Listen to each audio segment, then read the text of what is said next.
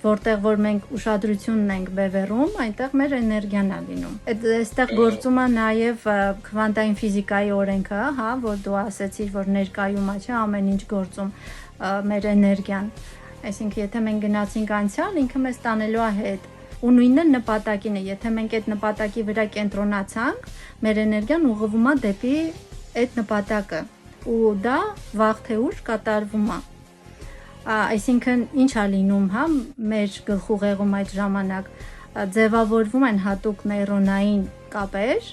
որոնք հետագայում ենթագիտակցորեն նպաստում են այդ նպատակին հասնելու ուղուն։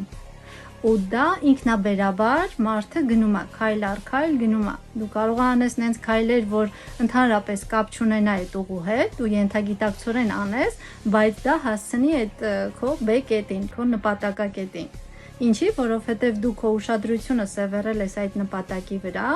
ու քո մոտ ձևավորվել է համապատասխան նեյրոնային կապերը, ու արդեն ենթագիտակցորեն քեզ տանում է այդտեղ։ Ինչու, որովհետև դու չես հրաժարվում դրանից։ Մեր ուղեղը իրոք մեծ համակարգիչ է մի հատ, որ պետքա կարողանանք կառավարել, ու ինքը շատ ճիշտ աշխատում է։